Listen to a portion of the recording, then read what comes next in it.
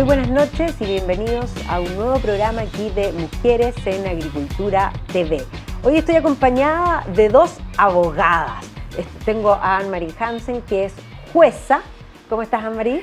Hola, Magdalena, muy bien, gracias. Encantada de estar aquí. Bienvenida. Y a Constanza Juve, que ya todos la conocen porque ha estado sobre la palestra como exconvencional. Exconvencional, ciudadana me dicen ahora. Ciudadana, abogada, mucho más importante. Abogada, profesora, yo creo que eso sí. lo que más me llena de orgullo, así que profesora de la Universidad Católica. Bienvenida, pues, Connie. Muchas gracias. Pero hoy día vamos a tratar de hablar un poco de la reforma, por supuesto, o sea, del proyecto de Constitución, como hemos estado hablando todas las semanas, pero específicamente del Poder Judicial. A mí, o sea, hay varias cosas que me preocupan, pero creo que en la sala de máquina de lo que es el país, digamos, todo lo que es la estructura de los poderes, hay algo muy complejo que no termina de ser entendido, digamos, a cabalidad. La primera pregunta, voy a partir contigo, Connie. ¿Realmente se mantiene la división de poderes o no? Sí, yo creo que eso es bien relevante y escapa incluso un poco más que el Poder Judicial como lo conocemos, porque las constituciones al final nacen para limitar el poder, ¿cierto? ¿Y cómo se limita el poder? Separándolo bien y que existan relativos buenos contrapesos para así proteger a las personas. Y si hay algo de lo que adolece esta constitución de la convención que está acá, es precisamente de poder separar correctamente el poder y que se limite bien, porque lo que estamos haciendo finalmente es concentrarlo. Eso se ve en la eliminación del Senado, eso se ve con esto de cortarle las piernas 100% a la Corte Constitucional, y se ve, por cierto, en el Poder Judicial, que ya deja de ser Poder Judicial. ¿Ya? Se elimina el Poder Judicial como lo conocemos y se reemplaza por un concepto que es bien complejo, que es sistemas de justicia. Y dentro de eso, junto con los distintos sistemas de justicia, que imagino que lo vamos a conversar durante la noche, sistemas de justicia indígena, ¿cierto? Por cada pueblo, nación indígena, a mí lo que encuentro más complejo es el llamado Consejo de la Justicia, que va a nombrar jueces y va a revisar el avance de los jueces y probablemente la promoción de los jueces, y yendo contra todas las recomendaciones de expertos de la Comisión de Venecia, la Convención Constitucional nombró menos de la mitad de los miembros del Consejo de Justicia son jueces. El resto finalmente terminan siendo funcionarios, terminan siendo incluso escaños reservados, y eso en realidad es bien complejo, básicamente porque si antes se decía, y esto se lo he escuchado a un gran amigo mío que es Andrés Cruz, que es del Partido Socialista, dice, a mí lo que me preocupaba era el besamano, ¿cierto? Era esto de tener que ir a besarle la mano al juez para que me ascendieran en mi carrera. Claro, pero que cambiamos un besamano, que está muy mal, que hay que corregirlo, por varios besamanos, ¿cierto? Que van a ser los escaños reservados, que van a ser los funcionarios, que van a ser los jueces que son nombrados también dentro del Consejo de la Justicia. Entonces, desde mi punto de vista, se politiza la justicia a través de este Consejo de la Justicia, con lo cual lo que vamos a terminar haciendo es que pueda existir una captura tanto en la justicia como en el Congreso y con el presidente, que es precisamente el valor esencial que tiene el Poder Judicial, era su independencia. Y esto yo creo que lo pone en riesgo. Anne-Marie, tú que estuviste tanto tiempo en el Poder Judicial, porque hoy día estás de jueza emérita, dejaste, digamos, tu cargo propiamente tal. Sí. Pero ya la politización del Poder Judicial venía en camino. ¿Esto termina por rematarlo? Bueno, yo creo que sí, pero evidentemente el tema político en todas las instituciones, yo diría, de Chile es un tema que viene de largo aliento. Y en el caso concreto del Poder Judicial, como ocurre en la mayoría de las asociaciones gremiales, por ejemplo, la Asociación de Magistrados, por lo menos hasta el momento que yo me retiré, completamente tomada por el tema político progresista, de izquierda, digamos, dura. Y había una sensación de falta de posibilidad de participar y opinar para todos los que pertenecíamos al Poder Judicial, pero no estábamos de acuerdo con la línea que se estaba llevando a cabo. Entonces, desde ese punto de vista, sí, yo creo que ahora con la Constitución es el remache, digamos, es el cierre final para que la cosa quede politizada completamente. O sea, ¿tú dirías que el Poder Judicial ya estaba cooptado? Sí, yo estoy convencida de que esto se arrastra hace muchísimos años. y se daba a todos los niveles de jerarquía. Entonces tampoco es una cuestión. Ahora, lo que pasa hoy en día, digamos, desde el año 2000 en adelante que se puso en marcha la reforma procesal penal, es que los nuevos jueces que venían de la academia, y que esto es una innovación, digamos, en relación a lo que pasaba antes, eran jueces jóvenes, con una mentalidad muy distinta, digamos, de lo que había. Entonces, y como se nota mucho el criterio aplicado especialmente en derecho penal y en derecho familia, bueno, y en derecho al trabajo, los nuevos jueces marcaron una pauta muy clara desde el punto de vista político. ¿Para ti fue muy complicado ese cambio? Sí, sí, fue complicado porque yo entré a la academia, yo soy del programa 13 de la academia, y entré a la academia ya mayorcita. Yo ya había hecho un poco de carrera independiente, había sido empleada antes en términos de la carrera, y entré a un sistema en el que me di cuenta que, a pesar de que había tramitado muchas veces y tenía muy claro cuáles eran las falencias y cuáles eran las debilidades desde el punto de vista de la tramitación, adentro las cosas además tenían otros acentos de los cuales yo no me había percatado. Y esos tienen relación directa con el tema político y un poco incluso discriminación de repente para efectos de nombramiento y todo eso. Bueno, en otros países de Latinoamérica esto también ha sucedido, esa idea de intentar aparentar mantener la división de poderes, pero en realidad un control total, y que se ha manifestado finalmente en totalitarismo. ¿Eso podría ser lo que suceda aquí en base al texto que tenemos? Creo que es un riesgo, y me parece también de que claro, es lo que dices tú, Maya, al final es una apariencia de, ¿cierto? Porque si hay algo que tiene la Constitución de la Convención es que la letra chica es más grande que el titular. Entonces, lo que dice, de hecho, lo dice explícitamente, dice, el Consejo de la Justicia va a tener como misión fortalecer la independencia del Poder Judicial. Ya, súper bonita declaración, pero ahora vamos viendo y vamos desmenuzando haciendo doble clic. Lo que está diciendo. Entonces, después, claro, tú ves la composición y tú dices, bueno, pero ¿cómo se va a fortalecer la independencia del Poder Judicial con esto, ¿cierto? Y la independencia del Poder Judicial tiene que ver con la independencia de los otros poderes del Estado. Bueno, si es que van a haber miembros de la sociedad civil, van a haber también funcionarios que no son jueces, y que menos de la mitad de los 17 miembros, es decir, 8 miembros, van a ser jueces. Entonces, ¿cómo se fortalece la independencia del Poder Judicial? ¿Por qué se nombran 2 escaños reservados? Y la explicación, porque es bien curioso que dentro del Consejo de la Justicia haya escaños reservados de pueblos indígenas si el Consejo de la Justicia no tiene ningún tipo de influencia respecto de los sistemas de justicia indígena. Entonces, ¿ahí qué es la explicación que te dan algunos amigos ex constituyentes de izquierda? Te dicen, bueno, pero es que eso fue parte de la negociación. A ver, ¿cómo? ¿Esto fortalece el Poder Judicial o no fortalece el Poder Judicial? Bueno, pero Connie, lo que pasa es que esta es la manera en que se hace política. No, pues. Porque resulta que si estamos rediseñando algo tan importante como es el nombramiento de los jueces y cómo avanza en su carrera, esta cuestión no puede quedar simplemente una negociación si no tiene lógica que existan 2 escaños reservados para los pueblos indígenas. Entonces, yo lo veo a lo largo de toda la Constitución de la Convención, de que dice una cosa pero finalmente se hace otra. Es como cuando se habla de la responsabilidad fiscal. Las medidas que se hagan y que impliquen costos fiscales tienen que cumplir con el principio de responsabilidad fiscal. ¿Ya? ¿Y cómo yo ejerzo una acción contra eso en caso de que un ejercicio, un derecho social no vaya respecto a la responsabilidad fiscal? Ah, bueno, no se puede, pero está en la Constitución, así que se tiene que respetar.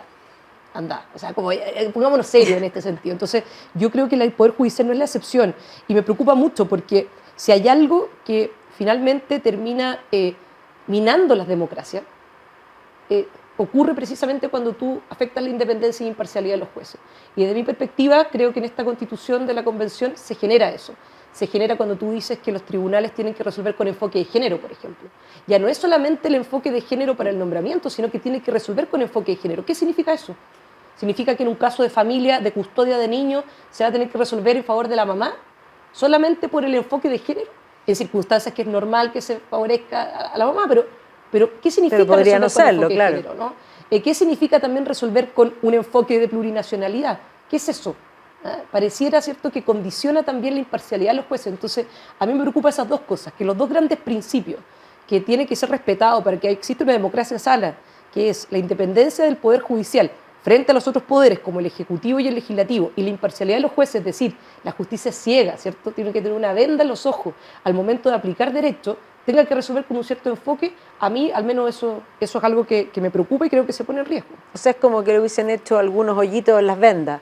A eso parece, Pareciera ser. Eso parece, sí. Ahora, aparte de esta imparcialidad del juicio, por una parte, y de la independencia, otro tema que está puesto sobre la mesa es el fin de la igualdad ante la ley, porque con esto de los sistemas de justicia va a implicar de que hay distintas justicias y distintos fallos, obviamente un poco haciéndose cargo de la cultura que puede ser muy diversa, y entonces eso queda bastante abierto. ¿Qué opinas tú respecto a este punto que creo que también mina la democracia?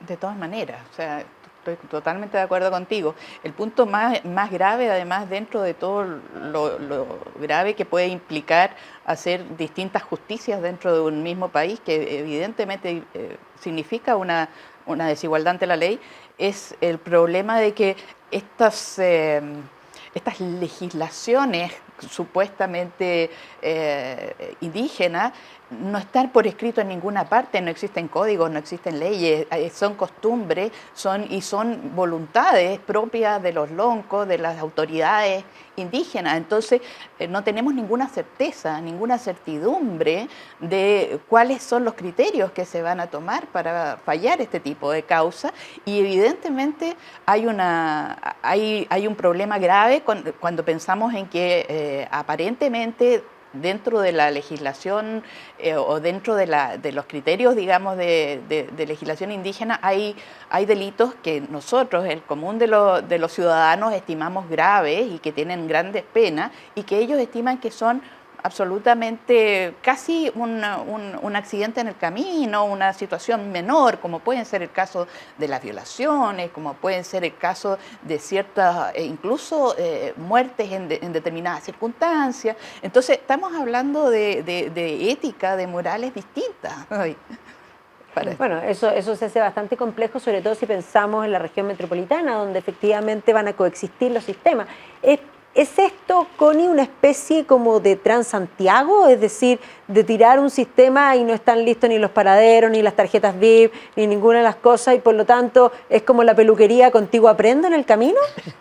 Sí, absolutamente. O sea, yo creo que incluso va más allá de eso. Yo creo que ya cuando se hablaba de la retroexcavadora, por ejemplo, el senador Quintana hablaba de eso. Sí. Yo creo que esta cuestión ya se pasaron no solamente pueblos, se pasaron continentes con esta cuestión. O sea, el tema del sistema de justicia indígena, como bien decía María, es muy complejo, sobre todo también porque se cita muchas veces experiencias internacionales, ¿cierto?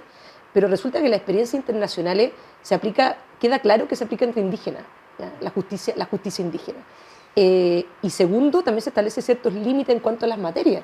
O sea, nunca se mete en materias penales, ni en materias civiles, ni en materias de familia. Y esos límites no quedaron establecidos en la Constitución de la Convención, quedó en el aire, ¿cierto?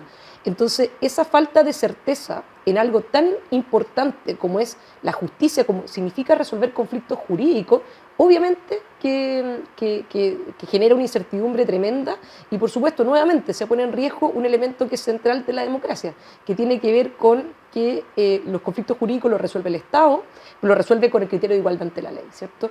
Y esas lógicas y esos criterios no quedaron establecidos en la Constitución de la Convención. ¿Por qué? Porque fue mal hecho. Porque fue mal hecho y porque finalmente esto terminó siendo como una suerte de, podemos decir, un plato de comida donde nadie se puso de acuerdo si el plato era salado o era dulce. Entonces todo el mundo le metió los ingredientes que quiso, pero nadie se preocupó que el plato quedara comible. Y finalmente lo que terminamos teniendo es algo que es incomible, que va a ser muy difícil de implementar y que va a generar, sobre todo con lo que decía María, mucha incertidumbre. Y si hay algo que las constituciones tienen que generar son certeza. Por supuesto. Una pregunta un poco para enfatizar ahí en ese punto, porque el Anne-Marie estaba planteando que estos códigos, más bien, no existen códigos de leyes de ellos, no nada escrito. Pero podríamos decir, nosotros tenemos el principio de que no hay crimen sin nulle crimen sine legere, y por lo tanto aquí podríamos decir van a ir improvisando prácticamente en el camino, es porque es muy difícil hacer coexistir las dos cosas y una misma cosa para ellos podría no ser crimen y por lo tanto podría haber también un oportunismo en intentar acceder a un cierto sistema y no a otro, en relación a crímenes que objetivamente para nosotros como chilenos lo son. Claro, o sea, había un tema ahí, de hecho, de discusión, y me llama mucho la atención también de que ahora nuestros ex compañeritos convencionales constituyentes dicen, bueno, pero si es de sentido común, porque así hablan, ¿no? Es de sentido común que los temas penales no van a formar parte de los distintos sistemas de justicia. Dice, de sentido común, ¿por qué no lo dejaste en la Constitución de la Convención? Si es tan de sentido común, no es de sentido común. Y se discutió. Y se discutió el tema. Entonces, al final tú dices, a ver, la gracia, y de hecho es importante lo que tú dices, Mayra, también, en materia penal, los pasos, ¿cierto? Cada paso, la forma, finalmente se dice, que es el procedimiento, tiene que estar arreglado, precisamente porque lo que se está poniendo en juego es un valor y es un derecho tan importante como es la libertad. Eso es lo que está en juego, ¿cierto? En materia penal. Por lo tanto, todo tiene que estar bien establecido. Las bases del derecho penal están en la Constitución y después tú tienes el Código Penal que te establece cada paso. Tú tienes claro que si cometes un hecho constitutivo de delito, sabes a qué pena te arriesgas, sabes qué tribunal te va a juzgar y sabes cuáles son tus derechos, ¿ya? Y cuáles son obviamente también tus obligaciones dentro del procedimiento. Pero en esto no. Entonces resulta de que al final esto de sentido común no es de sentido común, no es de costumbre, esto tiene que estar establecido de manera explícita. Entonces si tú pones en igualdad de condiciones a una autoridad ancestral, porque eso es una autoridad de los pueblos indígenas, se pone al mismo nivel que un juez. Entonces, obviamente, que está generando una incertidumbre tremenda en cuanto a las llamadas costumbres, por ejemplo, que no están escritas, por eso se dice que son finalmente costumbres, y a una serie de reglas que incluso son desconocidas para muchos de nosotros. El otro día le preguntaba a un ex convencional constituyente si conocía alguna norma yagán, del pueblo yagán. No, sí. No tengo por qué conocerla. Ya, sí, no tiene por qué conocerla, pero usted entonces debió haber sido consciente a lo que nos arriesgábamos al momento de establecer la posibilidad de que cada pueblo y nación indígena, que son 11, pueda tener su propio sistema de justicia. Entonces, eso demuestra, ¿cierto?, la irresponsabilidad y la falta también, nuevamente, de sentido común al no establecer cosas tan obvias como esa dentro de la Constitución de la Convención. Ahora, llevándolo a cosas como prácticas y un poco para estirar un poco el argumento y pensar y hacer ficción, porque efectivamente no sabemos cómo esto se aplicaría, porque yo estoy convencida que es una especie de Transantiago, que en realidad va a ir que ir arreglando y que probablemente va a generar incertezas por largo tiempo, porque efectivamente cuando dicen apruebo para reformar y te dicen sí, esto se reforma rápido, rápido no es. No. O sea, esto va a ser muy lento, o sea, independiente. ¿Qué pasaría, por ejemplo, con una cosa tan concreta como compraventa? ¿Cómo se puede haber una compraventa entre alguien que se diga de un pueblo originario y alguien que no? ¿Puede ser que digamos, que incluso la noción de propiedad sea distinta? Bueno, por lo menos eso es lo que se está discutiendo ahora. O sea, precisamente no hay ninguna certeza de qué es lo que va a regir, porque todo se va a encargar a la ley posterior que va a reglamentar cómo va a funcionar esto, y no sabemos cómo va a funcionar ni cuáles va a ser las premisas que van a tomar para estos efectos. Ahora, también se dice de que se va a poder optar por un sistema, el sistema nacional o por un sistema indígena, y eso tampoco está claro. Eso podría ser a conveniencia. Claro, también podría ser a conveniencia. Incluso dentro de los mismos pueblos indígenas no hay un consenso sobre si se quieren o no someter a estas leyes indígenas. Entonces, resulta muy complicado aventurar qué es lo que va a pasar y cómo se podría resolver un problema concreto, civil, penal, si no tenemos ninguna noción de cuáles van a ser las reglamentaciones que van a empezar a regir y que van a regir desde el minuto en que dicten las leyes correspondientes. Y que eventualmente van a poder ser impugnadas también si es que estiman de que van contra la Constitución y lo que aparece dentro de la norma constitucional. Ahí hay algo bien interesante, Connie, porque efectivamente hoy día tratan de poner sobre la mesa esa posibilidad de aprobar para reformar y que lo aprobamos en 5 minutos. Son 5 minutos porque nosotros vemos que esto no es así, o sea, esto tiene que entrar al Congreso, tiene que pasar por una Cámara, tiene que pasar por la otra Cámara, como dice la Marí, pueden haber impugnaciones al respecto. En general, cuando uno ve reformas de este tipo, toman varios años, pero es importante establecer que si ganase el apruebo, la nueva Constitución entra a regir, tal y cual como está, y probablemente esas reformas se van a demorar harto, por lo tanto, va a regir con todos estos baches, quizás cuánto tiempo. ¿Cuánto tú te imaginas, y un poco para que nuestros auditores entiendan, porque todos dicen, no, si eso se reforma al tiro, ese al tiro en buen chileno, ¿es al tiro o es como cuando los chilenos te dicen te llamo? Es como cuando te dicen te llamo y aparecen como 4 años después. Claro. Básicamente por lo siguiente, porque primero yo creo que el aprobar para reformar realmente es un poco ridículo, ¿ya? ¿Y por qué lo digo? Políticamente hablando, porque si la cosa quedó tan mala para que los propios redactores, ¿cierto? Los propios autores de esto, que claramente ahí de eso no hay nada nuestro, más allá de un par de comas y un par de puntos, te dicen que una vez que se apruebe, bueno, lo arreglamos, entonces significa que la cosa no quedó muy buena. Entonces ya inmediatamente queremos arreglarlo antes de. Y segundo, no es verdad de que se va a poder reformar de inmediato, por la sencilla razón de que se establece que de acá al 2026, es decir, con este Congreso, con la actual Cámara de Diputados y con el actual Senado, que está equilibrado políticamente hablando, la Cámara y el Senado van a poder hacer cambios a esta Constitución en caso que gane el apruebo, siempre y cuando se tengan los 4/7 para la mayoría de los temas. Pero los temas que son sensibles, los temas que son importantes, referéndum. Requieren o referéndum o 2/3. Sí. Y los 2/3 es el quórum más alto de la reforma de la Constitución vigente. ¿Y qué temas requieren 2/3? Régimen político, periodo presidencial, diseño del Congreso, forma del Estado regional, derechos fundamentales, temas de la naturaleza, cómo se reforma la propia Constitución, las disposiciones transitorias, o sea, todos los temas que finalmente toda son la maquinaria como dura. Principios, toda la maquinaria dura, tanto en lo orgánico como en lo dogmático, se requiere 2/3 o plebiscito para poder reformar. Y además, a esto hay que sumarle, a propósito de lo que estábamos conversando antes de los pueblos indígenas, el consentimiento de los pueblos y naciones indígenas para cualquier medida que les pueda afectar en sus derechos.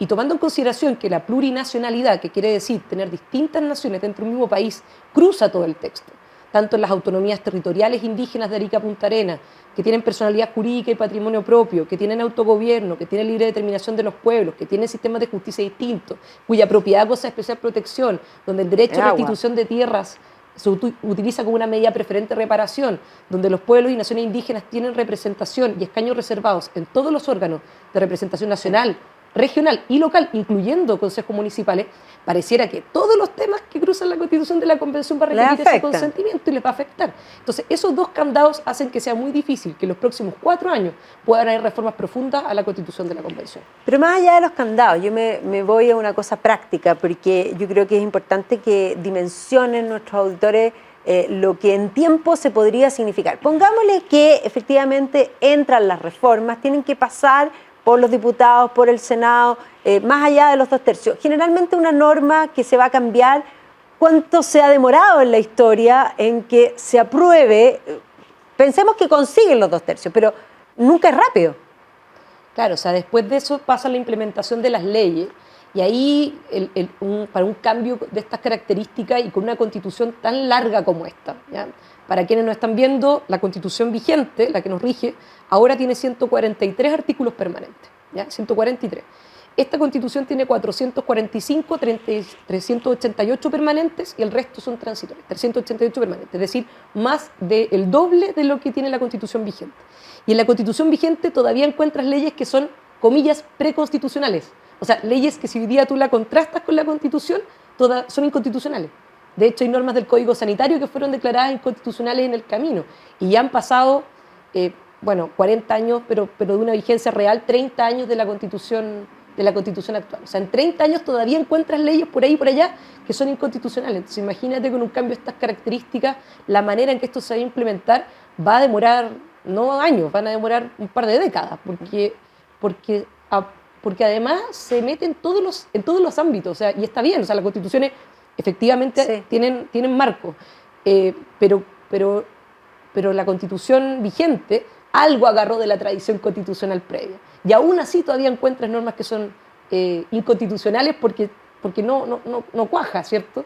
Imagínate con una constitución así de larga y con un cambio tan profundo como los que se está haciendo en todos los ámbitos, tanto de poderes del Estado como en términos de derechos fundamentales. Obviamente que las leyes van a demorar muy, muy buen tiempo antes de que se pueda implementar todo lo que ahí se señala. En el caso de ganar la prueba empieza a regir esta Constitución. Eso implica, tú con tu experiencia también de jueza, que todas las leyes van a tener que adecuarse a la Constitución porque existe la jerarquía, en el fondo, legal.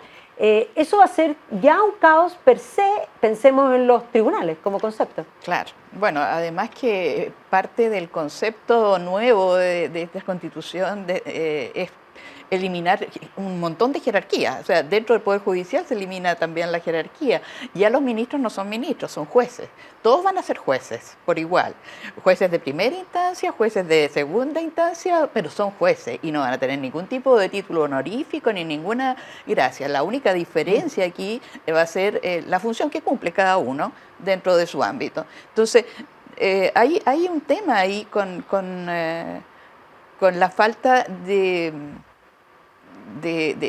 jerarquía que va a ser complicado porque la implementación, tal como dice la Connie, va a ser muy lenta. De hecho, las disposiciones transitorias hablan de que el presidente tiene 6 meses para proponer, creo, una reforma que después, a su vez, tiene un máximo de 6 años para ser implementada, y si no, dentro de esos 6 años no se implementa, entonces de todas maneras va a regir automáticamente la nueva Constitución con esta nueva sistema. Y bueno, la verdad es que nadie se explica cómo va a funcionar si actualmente con la jerarquía, con las distintas instancias, nosotros ya tenemos N problemas, digamos. No, por supuesto, o sea, me imagino como una especie, vuelvo al ejemplo porque creo que todos tienen claro el Transantiago, y esto le da 6 meses, si le hubiesen dado 6 meses al Transantiago para adecuarse, o sea, de hecho, todavía no se adecua. Eso está perfectamente. Entonces, y ya han pasado es un poco complejo. Años más o menos. Claro, por eso digo, o sea, un poco, eso es lo que quiero dimensionar, porque creo que la transformación es tan grande lo que se pretende, que además supone, en el fondo, un montón de leyes que se van a demorar mucho en hacerse, pero va a entrar en rigor un texto que va a ser inaplicable y probablemente judicializable en muchos aspectos, ¿o me equivoco? No, de todas maneras. Este es un país además que le gusta judicializar todo. Todo lo llevamos a tribunales. Yo no sé cómo va a operar ahora si llega a regir esta Constitución con estos sistemas paralelos y con esta falta de reglas claras en cuanto a jerarquías, en que hay una serie de recursos que van a tener también otro approach, otro acercamiento para el público. Entonces, la verdad es que es complejo, muy complejo. Si eso es así y no hay claridad en nada, ¿los juicios probablemente se van a resolver políticamente? Es el gran riesgo.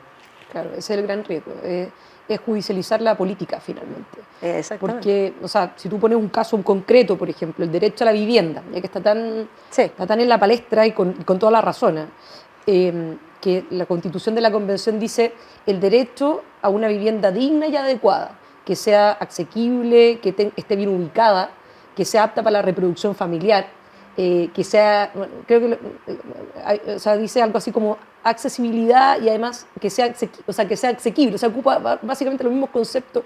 Y tú dices, bueno, ¿qué va a pasar cuando una persona diga, ¿sabe qué? Esta vivienda no es digna, no es adecuada, no está bien ubicada, no es apta para la producción y la reproducción familiar? ¿Qué es lo que va a hacer esa persona? Que va a leer la Constitución, ir a tribunales. Sí, claro. Y a decir, mire, mi vivienda no es digna, no está bien ubicada porque no me queda cerca de mi trabajo, o no me queda cerca de un metro para que yo pueda llegar a mi trabajo, o no es lo suficientemente grande para la familia que yo tengo, por lo tanto no es apta para la producción y reproducción familiar. Entonces, bueno, ¿quién va a terminar resolviendo eso? Le va a llegar a los tribunales. Y ese es el gran riesgo y es lo que ha ocurrido también en otros países donde se judicializa la política. Y eso es muy complejo porque primero ponen a los jueces en una situación muy difícil, ¿cierto? Sí. Y lo segundo es que en la práctica tú eliges a tus parlamentarios para que tomen esas decisiones, o tú eliges al presidente para que tome esas decisiones. Pero los jueces no son elegidos. Por lo tanto, no le corresponde a los jueces tomar esas decisiones. Y lo que está haciendo esta Constitución es poner a los jueces en esa posición, donde personas no elegidas por el pueblo toman decisiones de política pública que le corresponde a los otros poderes del Estado, vulnerando la separación nuevamente, y además ponen a los jueces en una encrucijada no menor, porque es como, ¿qué hacen? ¿Cómo resuelven? ¿Cierto? Y eso tú lo puedes multiplicar por todos los demás derechos que están aquí establecidos. Y no solo los derechos, porque una de las cosas importantes es que las constituciones, como bien decía la Connie antes, están hechas para protegernos a nosotros del Estado, y por eso está la división de poderes. Pero el texto anterior vigente, o sea, el texto vigente todavía en Chile, tenía una innovación muy importante que fue vista a nivel internacional como un gran aporte, que es el recurso de protección, que si bien se mantiene en el texto, queda bastante mermado. Tú que has tenido que trabajar con respecto a eso, ¿qué es, un poco para explicarle a la gente, qué es el recurso de protección y por qué va a quedar tan mermado? Claro, bueno, el recurso de protección surge en la Constitución del 80, ¿cierto? Como un recurso que tiene cualquier persona que pueda haber amenazada o privada, perturbada de alguno de los derechos fundamentales que se establecen, digamos, en la actual Constitución en el artículo 19 y que dicen relación con el derecho a la vida, el derecho a la propiedad, el derecho a reunión, el derecho a la libertad de culto, en fin.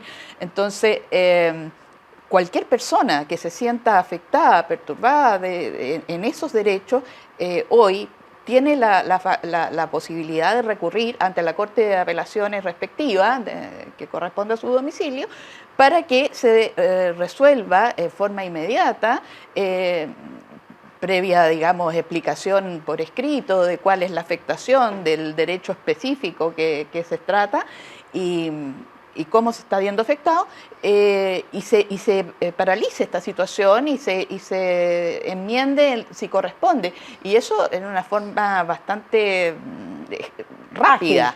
Ahora, con la nueva Constitución, esto pasa a ser de primera instancia, o sea, de instancia, digamos. Ya no lo ve la Corte de Apelaciones, y cambian también incluso el nombre, pasa a ser una acción de tutela. Exacto. Y pasa a ser un recurso más ordinario, pasa a ser un recurso extraordinario que tenía efecto inmediato y que representaba un ejemplo de cómo el ciudadano corriente podía defenderse de una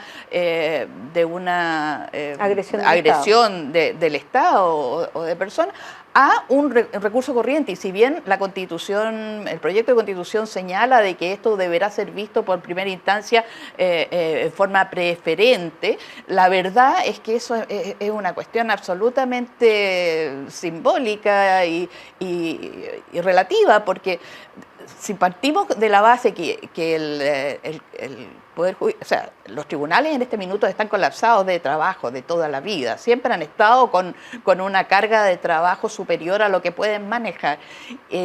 Van a tener que paralizar cosas aún más para tratar de tramitar un recurso que va a haber sido rebajado de categoría, digamos, y que va a tomar igual mucho más tiempo y eventualmente no va a cumplir el objeto de tutelar el derecho. O sea, esto podríamos imaginarnos así un poco para graficarlo. El Estado es un dragón y tú tenías una espada y un escudo importante, y ahora te van a dejar podríamos decir una navaja, un palito. Un palo helado. Un palo helado, básicamente, eso es. O sea, va a ser inoperante y va a quedarse en el tiempo eternamente y por lo tanto, literalmente, no va a existir. Claro, y si siempre se ha dicho que la justicia que tarda no es justicia, acá la cosa va a ser pero evidente, no hay por dónde, digamos. Tremendo. Sí, es tremendo, porque al final, a ver, el recurso de protección lo que buscaba era ser un símil del amparo, ¿cierto? Y que fuera un amparo de los derechos y libertades clásicas, y era una acción de emergencia, una acción cautelar. Entonces, cuando tú ya lo dejas al tribunal de primera instancia, ya la cosa es muy compleja. Un caso, por ejemplo, pero clásico un poco de lo que uno pasa en clase, es un niño cuyos papás son testigos de Jehová, por ejemplo, y no permiten hacer transfusión de sangre, y el doctor, bueno, para salvarle la vida, necesita hacer una transfusión de sangre. Entonces, el doctor recurre al tribunal y dice, oiga, mire, este es un niño, así que yo tengo que salvarle la vida, y resulta que eso choca con la libertad de conciencia de los padres, ¿cierto? Eso no es una cuestión que tú puedas dejar en primera instancia. O sea, O sea, es una acción de emergencia. Si lo deja en primera instancia, el niño se muere. El niño se muere, o bien, bueno, se resuelve después de que el niño muera, ya sea a favor de los padres o no. Pero ese tipo de acciones cautelares, eso finalmente son los casos que los recursos de protección terminan resolviendo. Entonces, Está debilitando los mismos derechos fundamentales. Exacto, estás precarizando una cuestión que ya tenías ganada. Sí, por eso yo creo que al final hay dos grandes cosas que las constituciones tienen que hacer. Lo que conversábamos antes, ¿cierto? Primero, limitar el poder para proteger a las personas. Tú limitas el poder del Estado, le entregas poder, porque el Estado tiene que entregar seguridad, porque tiene que resolver conflictos jurídicos para evitar la ley de la selva, para evitar que tú tomes la justicia por tus propias manos. Y por otro lado, para reconocer derechos fundamentales. ¿Esto reconoce derechos fundamentales? Sí, reconoce, pero retrocede en una serie de derechos y libertades. Y uno de esos retrocesos implica el recurso de protección que hoy día le cortan las piernas, ¿cierto?, finalmente a la gente para que puedan ir directamente y recurrir. Y otra cosa más adicional, el Tribunal Constitucional hoy día conoce de un recurso que se llama inaplicabilidad por inconstitucionalidad, ya que suena como trabalengua, pero en términos simples fue el recurso que se utilizó para derogar, ¿se acuerdan? Esa tabla de factores o parte de la tabla de factores de la ISAPRE que discriminaban en razón de la edad, en razón de la mujer para subir los planes de ISAPRE. Eso fue derogado por el Tribunal Constitucional gracias a la inaplicabilidad. Eso también se le quita a los ciudadanos, porque ya si tienes un caso pendiente, que eran los recursos de protección, ya no puedes recurrir directamente siendo parte del juicio. Ahora solamente pueden recurrir los jueces. Entonces el empoderamiento ciudadano que tú tenías a través del recurso de protección como una acción cautelar y de emergencia, a través de la inaplicabilidad que le permitía a las partes de un juicio recurrir al Tribunal Constitucional, ninguna de las dos cosas ya las tiene. O sea, en rigor, podríamos decir que este nuevo texto, que se supone que está empoderando a la ciudadanía y ampliando la democracia, lo que está haciendo es todo lo contrario. Exactamente. Claro. Qué curioso, ¿no? Es como una cosa bastante curiosa. Una de las cosas que también quiero llevar, porque aprovechando que Anne-Marie es autora de este libro, que lo tengo aquí, Feminismo, el secuestro, una causa justa, se supone que este texto de alguna manera avanza digamos, en relación a la situación de la mujer, principalmente porque garantiza ese concepto de la paridad, pero en realidad está permeado de la última, podríamos decir, ola del feminismo. Las dos últimas olas. Las dos últimas olas. Sería bueno que nos expliques un poco por qué escribiste este libro y un poco cuál es la visión de lo que vemos en la Constitución al respecto. Sí, bueno, claro, se supone que la nueva Constitución es feminista y paritaria, pero el libro fue una inquietud que me surgió un poco de rabia, porque yo siempre me he sentido feminista de toda la vida, de chica, y tengo buenos años. Y en los últimos años el feminismo, bueno, estamos hablando ya desde el 2000 en adelante especialmente, que saltó mucho a la palestra, la publicidad aquí en Chile, las manifestaciones feministas se volvieron muy radicales, no solo aquí en Chile, en realidad en el mundo, sí. pero fue nuevo acá en Chile, estas manifestaciones callejeras muy grotescas y muy rupturistas, y que tenían, por supuesto, ejemplos afuera. Y yo, a mí me decían, tengo más bien una tendencia a ser catalogada de conservadora, que a pesar de que me siento muy liberal en lo político, pero en ciertas cosas más bien conservadora. Y me decían, ¿cómo puedes ser feminista si estas mujeres locas que andan en la calle, en fin, haciendo toda clase de desaguisados y insultando a carabineros y haciendo unas performances absolutamente inmorales?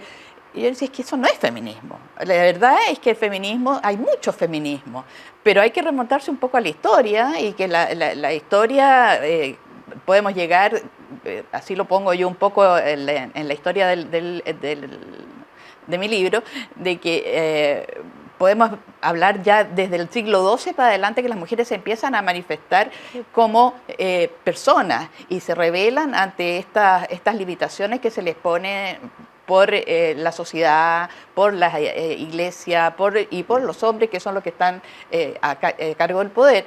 Entonces, no estamos hablando de feminismo, este feminismo radical y rupturista que hoy día se lo ha tomado, digamos, la extrema izquierda, sino que estamos hablando del empoderamiento de la mujer como persona, que busca la igualdad de derechos y oportunidades y la dignidad como persona, que aunque hoy día parece de perogrullo, pero resulta que hace 100 años no estaba ni garantizada ni reconocida. Sí, claro. Hace 100 años nomás. Entonces, los grandes avances que se han hecho en materia de derechos y de oportunidades para las mujeres son de los últimos 100 años. Y si tenemos conciencia de la longitud de la historia para atrás, es la nada misma. Entonces, el feminismo tiene por objeto nada más y nada menos que ser integrado al mundo como persona, cosa que antes no existía, y hoy día, digamos, a partir de los años 60 la cosa se politiza mucho y se va radicalizando muy hacia la izquierda, hacia el marxismo, porque simplemente van sintiendo que esa es la forma de permanecer en vitrina y de conseguir una serie de metas que realmente no son las metas originales del feminismo. Bueno, una de las cosas que llama la atención, a mí me tocó presentar tu libro, es que los que primero buscaron políticamente la representación de la mujer y la participación en la política fueron precisamente los sectores más conservadores, y la izquierda no le interesaba que las mujeres votaran porque eran demasiado conservadoras, no les servían políticamente. Ese es el ejemplo de España específicamente. Claro, de España, pero sí, también en Inglaterra, si uno piensa, fue Stuart Mill, y en el caso de Chile fue Abdón Cifuentes. Claro.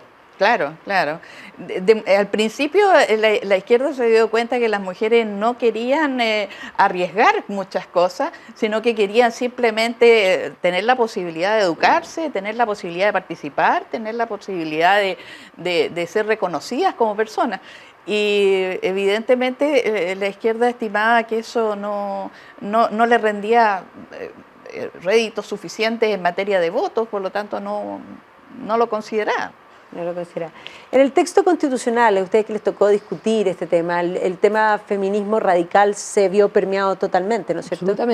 Absolutamente. Era precisamente lo que decía María, o sea, un nivel de captura también respecto de lo que tú tienes que pensar como feminista. En esta misma lógica de la política de cancelación que hemos visto este último tiempo por parte del gobierno y por parte de ciertos sectores, uno lo vio en la Convención Constitucional también, o sea, tú para ser feminista tienes que pensar esto, tienes que decir esto, porque si dices algo distinto no eres feminista, ¿cierto? O bien no estás dentro de la causa del feminismo. Y eso son cosas que son bien complejas, porque lo que está detrás finalmente es una lógica de censurar al que no piensa como tú quieres que piense, o que es falso lo que tú estás diciendo, porque en realidad hay una verdad oficial o una sola versión de las cosas, ¿cierto? Yeah. Y eso, bueno, eso significa tratar a la otra persona, inmediatamente descalificarla y no tomarla como un legítimo contradictor o como un legítimo argumentador. Y pasa mucho, y de hecho yo creo que lo hemos visto en el Congreso en innumerables oportunidades, y pasa mucho, yo creo que finalmente también con el resultado de la convención, que también es establecer beneficios que no te benefician. ¿Ya? Muchas veces, por tratar de tomarse la causa del feminismo, se toma ciertas decisiones que dicen, bueno, con esto vamos a beneficiar a las mujeres, y muchas veces la terminan perjudicando. Un ejemplo muy central de esto, y que trasciende, ¿cierto?, la lógica ideológica, la sala cuna. Sí. Entonces te establece, bueno, si tú estás en una empresa que tiene 20 o más trabajadoras, tiene que tener sala cuna. Eso te genera una doble discriminación. Te genera una discriminación para las mujeres que trabajan en una empresa que tiene menos de 20 trabajadoras porque no tienen derecho a sala cuna, y genera una discriminación también porque la empresa no tiene ningún incentivo a contratar a la mujer número 20 porque va a tener la carga de la sala cuna. Cuando circunstancia que la sala cuna debiera ser universal, ya sea que sea la madre o el padre, ¿cierto?, que tenga hijos y que por lo tanto requiera la sala cuna. Entonces, exacto, beneficio que no te beneficia, ¿cierto? ¿Y por qué? Porque la ideología, finalmente, y también la lógica, no solamente el cálculo electoral, sino que la ideología ciega, ¿cierto?, lo que es la técnica, y ciega también precisamente la propia causa que tú estás buscando instalar, ¿cierto? Bueno, y eso pasa también con respecto al postnatal y a todas estas leyes, porque en general se ve la maternidad como la que tiene que llevar la carga, siendo que el discurso debiese ser padre, porque si una empresa tuviese que al contratar en el fondo hombre o mujer que tengan carga, que tenga la misma igualdad, por lo tanto dejaría de tener el problema la mujer en sentido discriminatorio. Así es, y aparte que muchas veces se generan ciertos rechazos. Ahora, creo que esta cuestión no solamente es un tema muy interesante para tratar. Yo trabajé en el sector privado un tiempo largo y yo, no solamente una cuestión política de la política de Congreso, las leyes, la política pública, sino que también el propio sector privado también cae muchas veces en ese tipo de cosas, ¿ya? Por tratar muchas veces de establecer ciertos beneficios, terminan perjudicando más que beneficiando, ¿cierto? Un ejemplo yo creo que muy concreto de algunas empresas es establecer esta suerte como de flex time, como se llama. Sí, de flexibilidad laboral. De flexibilidad laboral, para que las mujeres puedan irse un poco más temprano, ganando menos, o que puedan hacer parte de su pega en la casa. Bueno, ¿por qué solo las mujeres? ¿Por qué los hombres también? No, pero es que con los hombres no, porque lo que pasa es que... No, porque quizás generaciones más antiguas, quizás no lo van a ocupar. Pero las nuevas generaciones sí. Pues. Las nuevas generaciones vienen con otro chip en con esa otro materia. Chip, y está perfecto que así sea. Entonces, si estamos hablando realmente de coparentalidad y este tema también, oye, no haga diferencias, no hagamos diferencias. Claro. Es un tema también cultural que creo que tenemos que ir cambiando. Esto no es un sector político, no tiene que ver solamente con lo público, sino que también lo privado, y ahí yo creo que como país nos hace o sea, estamos muy lejos y yo creo que tenemos que hacer una buena pega en ese punto. No, sin duda. Ahora, una pregunta con respecto, volviendo un poco a los sistemas de justicia, porque yo quería mostrar tu libro, porque la verdad es que creo que a mí me impresionó que tú, en el fondo, viniendo del mundo del derecho, de la justicia, ya además fue como un chiste, un momento que te retiraste, te dedicaste a este estudio, que de alguna manera ocupó un espacio en tu vida y que hoy día podríamos decir dejó este legado. Pero volviendo al tema de justicia y un poco de los tribunales, a mí me preocupa y un poco quiero ver ahí tu experiencia, porque tú bien dices que el Poder Judicial ha ido siendo permeado. Y a ti como experiencia, tú dijiste que no lo pasaste bien. ¿Por qué te retiraste, Anne-Marie? Mira, la verdad es que se juntaron un montón de razones, pero... yo no diría que fue una sola, pero me pasó la cuenta tanto desde el punto de vista físico, de salud física, como emocional, el hecho de que sentir que siempre estaba en la vereda contraria. ¿Y qué implicaba eso? Implicaba que, yo toda la vida me ha gustado mucho acercarme a los grupos, y yo intenté y formé parte y fui delegada en algún momento de mi tribunal para los efectos de la Asociación de Magistrados. Resulta que la opinión ahí era una sola, uno la verdad es que gritaba en el desierto. No era tomada en consideración. Yo creo que eso la Connie lo debe tener, pero más que claro en su vida. Entonces, era un poco perder el tiempo en determinadas instancias. Ahora, desde el punto de vista profesional, yo me sentía, a mí me tocó finalmente estar en garantía, lo cual implica derecho penal, lo cual implica eventualmente estar un poco encima del tema de que la gente que es un riesgo para la sociedad no ande circulando libremente por ahí. Y la verdad es que al final, los últimos años se las arreglaban. Yo tenía, como todos, digamos, tenemos turnos en que tenemos que asumir, por ejemplo, las formalizaciones que se producen en los turnos especiales de control de detención, y a mí los abogados, cuando tenían la opción de que tomara un juez una audiencia, que no es que tuvieran la opción, se encontraban en la sala conmigo, lo primero que hacían era saludarme muy cariñosos, muy amables, muy respetuosos, y pedirme una nueva fecha, porque sabían que lo más probable es que su detenido no iba a estar.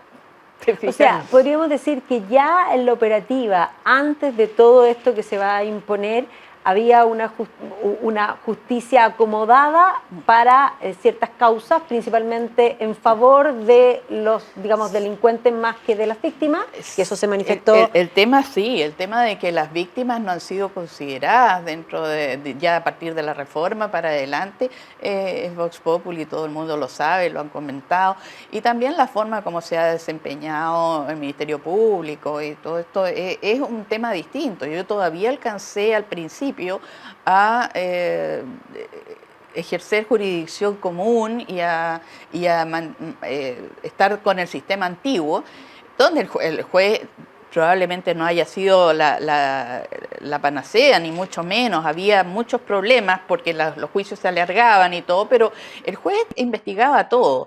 Hoy en día lo que investiga el Ministerio Público, que es el organismo que tiene que investigar los delitos, debe llegar con suerte al 15% de lo que se denuncia. Y todo lo demás se descarta. Y de lo que se investiga, nuevamente hay un porcentaje altísimo que se archiva rápidamente si no hay mayores antecedentes. Y tampoco, como hay un juego perverso ahí de incentivos en relación a metas laborales que tienen tanto el Ministerio Público como la Defensoría, como incluso el Poder Judicial, resulta de que al final termina siendo toda una cuestión, bueno, bastante poco transparente para los efectos de lo que ve el público, que habla, pero ¿cómo esto pasa? Esto es injusto. Bueno, la verdad es que yo descubrí también que la justicia era un concepto súper subjetivo y que prácticamente cada persona tenía su propia versión de lo que significaba justicia para estos efectos. Y evidentemente que la justicia de los acuerdos que representa la